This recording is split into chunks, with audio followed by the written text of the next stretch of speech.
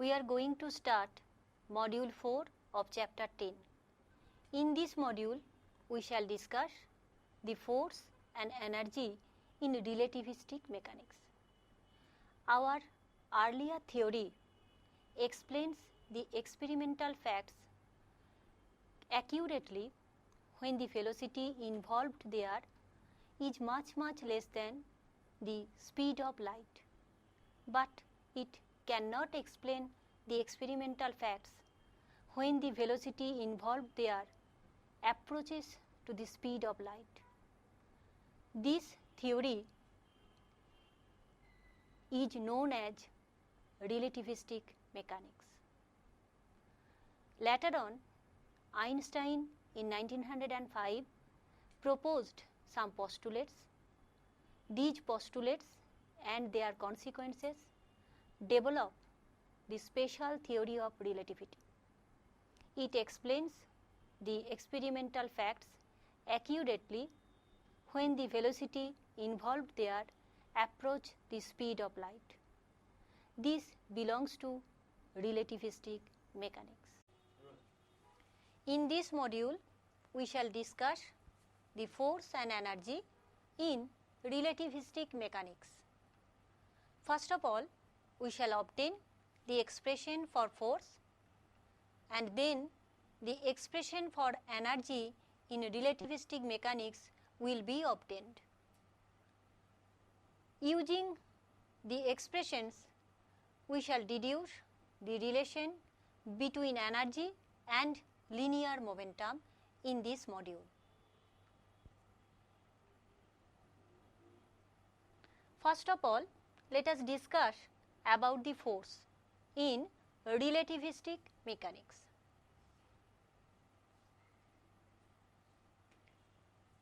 In our earlier mechanics, that is non-relativistic mechanics, the linear momentum of a particle is defined as p vector is equal to mass into velocity vector. That is, if m be the mass of the particle moving with velocity v vector, then linear momentum of that particle is given by p vector, which is m into v vector.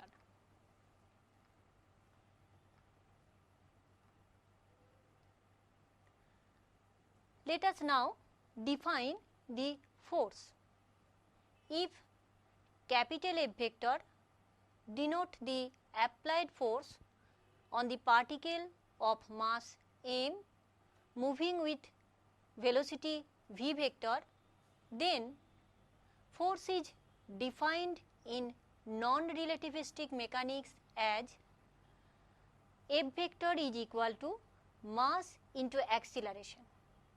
We know that acceleration is nothing but the time rate of change of velocity vector, that is ddt of v vector gives the acceleration vector.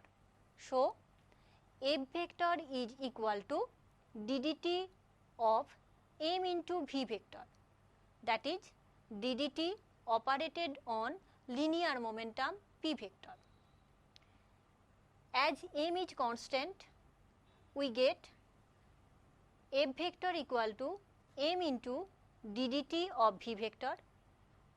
We have already mentioned that acceleration F vector is ddt of v vector.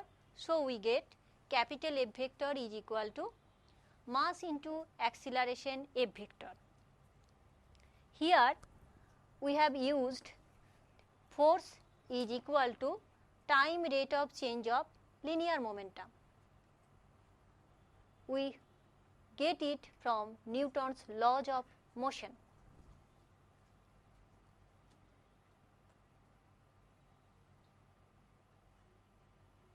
Small f vector is the acceleration of the particle having mass m, and capital F is the applied force on the particle.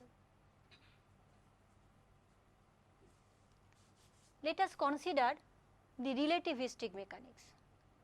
What will be the form of linear momentum in relativistic mechanics. Let us discuss about it. In relativistic mechanics, linear momentum p vector is defined as m into gamma into v vector, where gamma has the expression like this. Here v is the uniform velocity with which frame S dash is moving along the common direction of x and x dash axis, while c is the speed of light.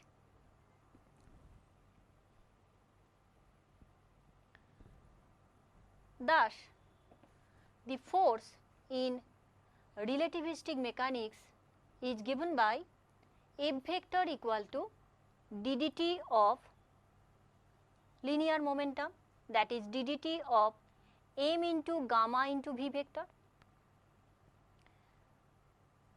Now, we take the derivative. Here we consider m gamma as one variable and v as another variable. Then first of all we take m into gamma as fixed and take the derivative of v vector with respect to time t and get this term. And here taking v vector as fixed, we take the derivative of m into gamma. Please note that m is constant, so we get m into v vector into d dt of gamma. Gamma contains v, so we are considering d dt of gamma. If we denote the component of acceleration vector, that is d dt of v vector, along the x axis as dv dt parallel is equal to f parallel.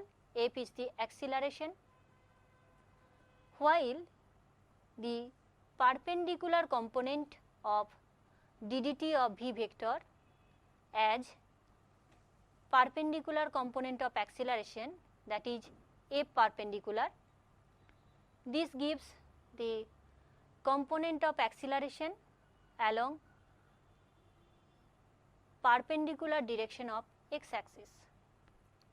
Then from here we get the perpendicular component of force F vector is F vector perpendicular, which is equal to m into gamma into perpendicular component of d dt of v vector. We get it from here. So, denoting d dt of v vector perpendicular as f vector perpendicular, we get this result. We can also obtain the parallel component of force vector, that is f vector parallel, which can be obtained from here also, just putting the parallel component of d dt of v vector and parallel component of v vector, we get this result. Denoting d dt of v vector parallel equal to f parallel, we get this result, where gamma is given by gamma equal to 1 divided by square root of 1 minus v square divided by c square. Let us calculate d dt of gamma. d dt of gamma is equal to 1 divided by c square into 1 minus v square by c square whole to the power half plus 1, that is 3 by 2 in the denominator, and taking the derivative of this term, we get v vector dot d dt of v vector. Negative signs cancels each other. We get the negative when differentiating square root of 1 minus v square by c square, and again differentiating v square by c square, we get one negative sign. Both negative signs cancels and we get this result. Here v vector dot ddt of v vector gives the dot product or scalar product between two vectors. Using the property of dot product, we get v vector dot ddt of v vector is equal to absolute value of v vector into absolute value of ddt of v vector into cos of angle between these two vectors, that is v vector and ddt of v vector, which is theta. So, we get this result. Here theta is the angle between two vectors v vector and ddt of v vector.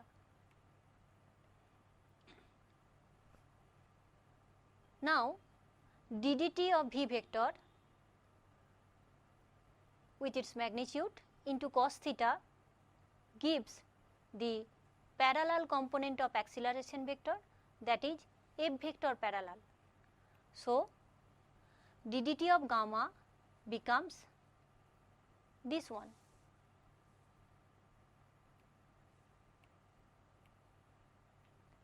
Substituting ddt of gamma in the expression for force vector, we get the parallel component of force vector equal to this one.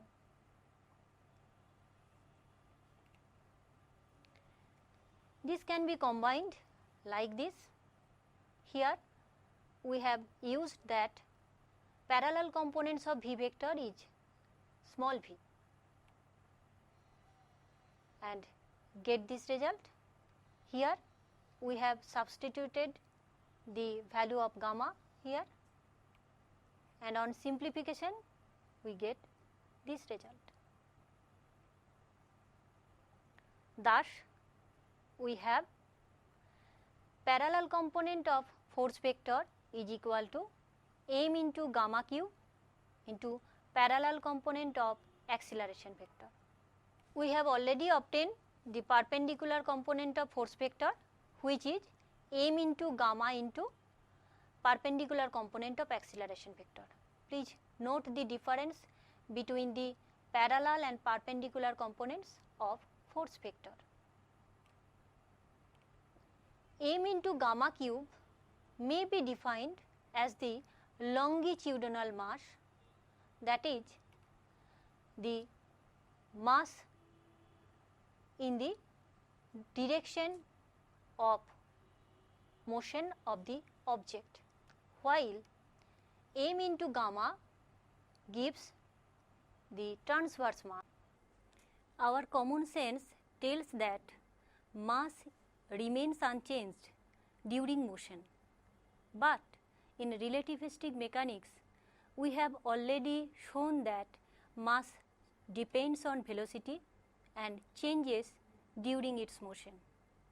Using this fact, we have obtained the expression for force in this module. Now, using the same phenomena, we shall obtain the expression for energy. Let us discuss the energy. We have already defined the linear momentum. The linear momentum of mass m moving with velocity u vector is given by p vector is equal to m into u vector, mass into velocity. This is the definition of linear momentum in non-relativistic mechanics. We know that the mass changes like this. Substituting this here, we get p vector is equal to m0 into u vector divided by square root of 1 minus u square divided by c square. Please note that so far we have an idea that mass remains unchanged in motion, that is, mass is independent of velocity, but here in relativistic mechanics mass changes like this.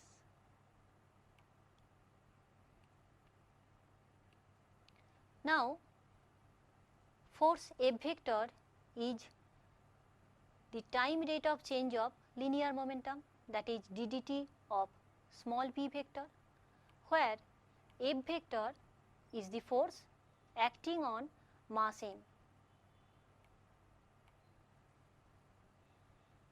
In relativistic mechanics, kinetic energy T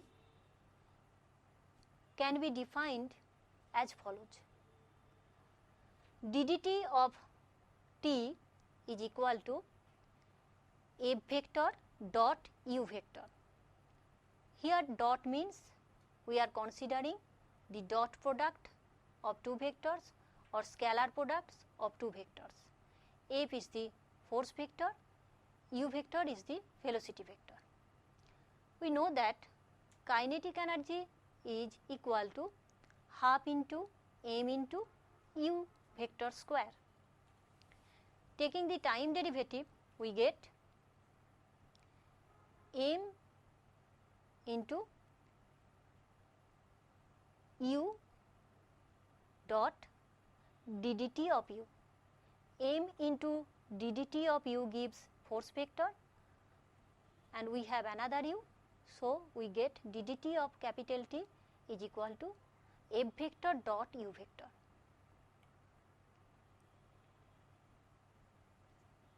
We have already obtained that F vector is ddt of p vector, where p vector is the linear momentum. Substituting this, we get this result. If we substitute the relation between p vector and velocity u vector, we get this expression. Taking the derivative, we get this result. Here at first we have calculated the derivative of numerator, keeping denominator unchanged. Then the taking numerator fixed, we have obtained the derivative of denominator here and get this result. On simplification, we get the last line, an integrating constant. We have to find the value of the integrating constant. In finding its value, we can use the initial condition, which is when u equal to 0, that is initially when the object is at rest, then obviously kinetic energy T equal to 0. Since we know that kinetic energy T is equal to half into m into u square. So, when u becomes 0, T becomes 0. Substituting these in the previous equation, we get the value of the integrating constant C dash as C dash equal to minus m suffix 0 into c square. If we substitute the value of C dash, we get the expression for kinetic energy T in relativistic mechanics.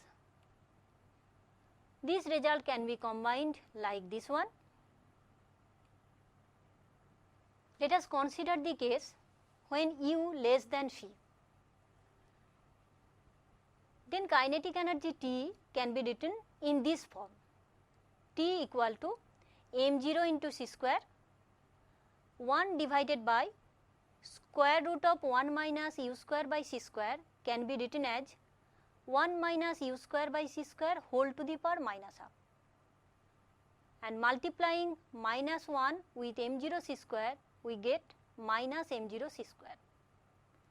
If we expand this term, then we get capital T equal to m0 c square into 1 plus half into u square divided by c square plus terms of order u divided by c whole to the power 4. This term has been written as it is.